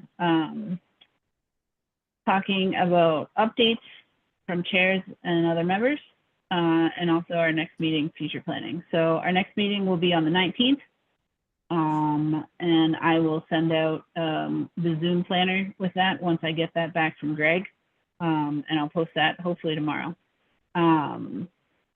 The other topics tonight, we did get a citizen email, which I posted on our on board docs, talking about the feedback from the quad board meeting from Joshua Morris,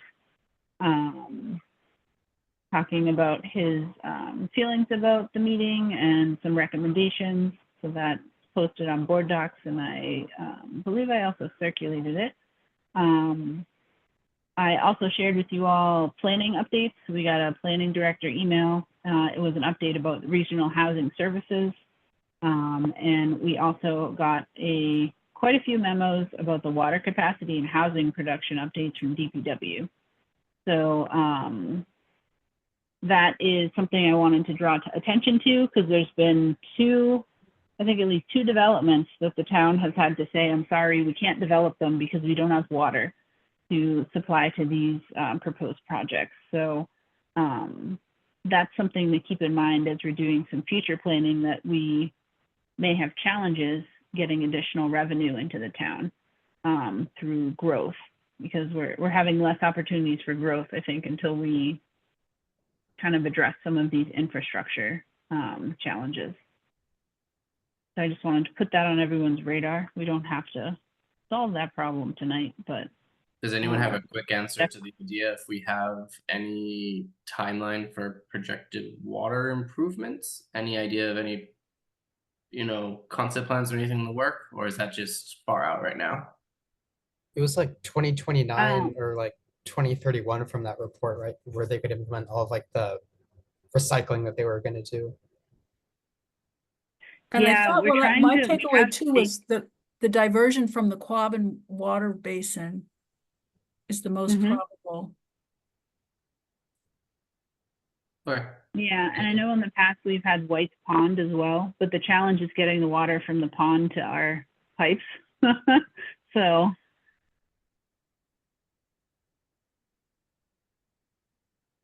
but I think that's something that the DPW director is very well aware of and is advocating not only on the local level but also the state and federal level too, because that would require some grants. That would be quite a large cost.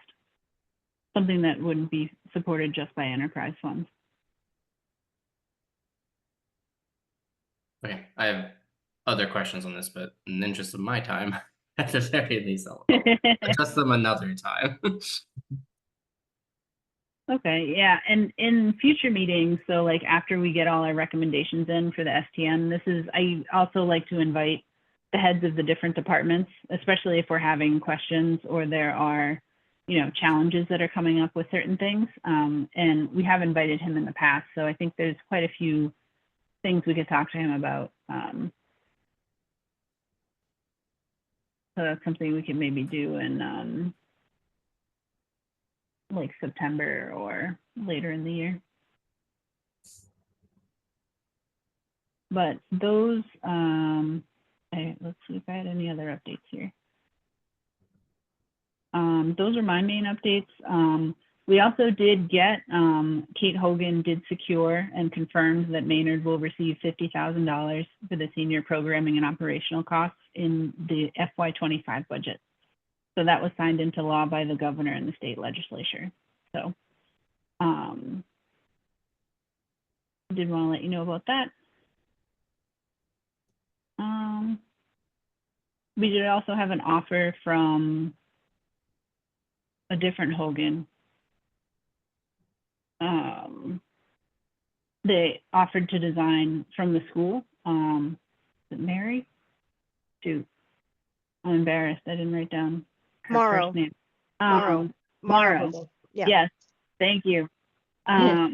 She did offer to use her. She's very skilled with design services, so she offered for free if anyone in the town wanted to put together an information sheet for the voters to get the word out. So in the past, the finance committee has made like a summary sheet. I don't know if we'll get to be able to do that this year for the special town meeting, but I think it's something we've done in potentially the past for the annual town meeting, where we sort of put out like not like a report, but more of like a statement saying like, this is where the town is, these are the potential challenges and things like that. And, basically to inform the voters, some statistics with graphs and things that are digestible. So I did want to sort of just put that in people's brains that we might have a champion that can help us make something prettier and not just, a spreadsheet table.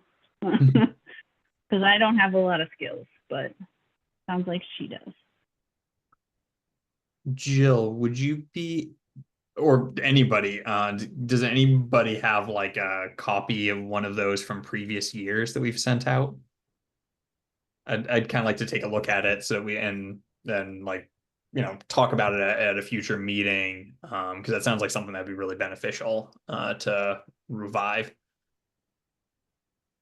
Yeah, and that's something that I was hoping to start reviving. So I will try to find one. I know if I can't find one, I know Peter will be able to find one.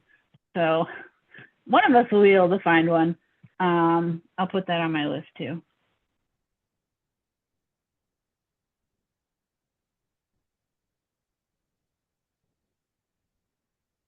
Yeah, so I think that's all my updates. Does anyone else have any updates from any other boards or that you're on or liaisoning to?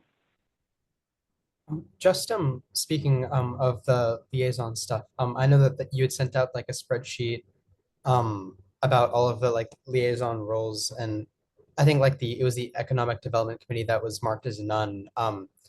Even though I'm like pretty new, that's something that I would be willing to do if like you guys would like want me or need me to do that. So I'd be happy to serve in that role if that was. Nikhil, that's a great one. I did that one last year. And you really keep up to date with what's happening in the town. It's Okay. very important. They've got a great group of people. It'd be a great thing. All right. Yeah. No, I They definitely. only meet the problem I have, they only meet in person. That was my problem. Right. But I And I don't know. think it's on like Thursday mornings. Well, I think they've changed it to the afternoon. It used to be Oh, they like did, okay. 7 AM, 8 AM, but it was in the afternoon, but it's a great group and the head of planning is there. Every time I went, I learned so much. Would be really great if we had a representation there and I think you'd enjoy it. Yeah. No. If I could just, if you possibly get like details on exactly, what day and time they meet, but I'd certainly be happy to do that. If I could get that detail. Sure. Let's see. They meet 3 to 4:30 p.m. on the third Wednesday of the month. Okay, that I think I'm starting like a new job in the first week of September, but it's like hybrid, so I could reasonably see myself doing that, certainly at least until that point, and I most likely would be able to. So if I can be signed up by or Yeah, whatever the and in the procedure is. past, in the past, so like for example, being a liaison doesn't necessarily mean you have to go to every single meeting either. It can also mean that like you sort of just send an email to the chair and just say, if there's anything pressing that you think the FinCom should know about, please let me know, or Definitely. something like that. So, and I'm also saying this too for the benefit of the other people on the call who are also liaison to other things. Like, you don't have to go to every single meeting. If you are looking at the minutes and you're sort of keeping an idea of what might potentially be talked about, or if there's something you're really pressed about, you want to go. Definitely. And just because you're not a liaison doesn't mean that you're prohibited from going to other town meetings. Right. So, yeah, so that's just something I wanted to throw out there. So Definitely. But yeah, that's something that certainly at the present moment that I can do. So if there's anything you need me to do to sign up, or if there's any procedure, I'm able to. sure, I'll update it. I'll update the spreadsheet. Okay, great. Do any other members have any other topics for us this evening?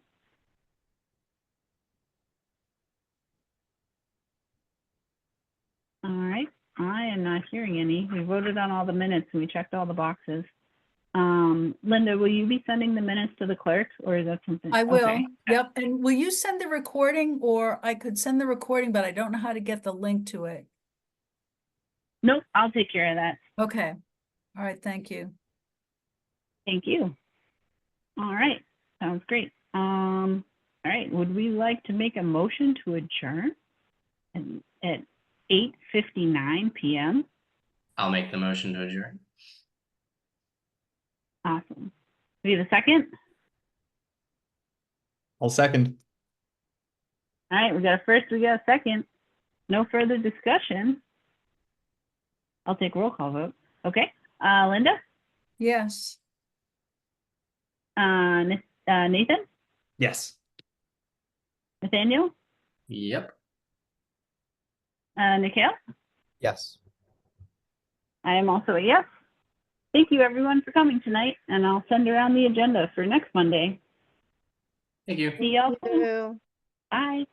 Bye.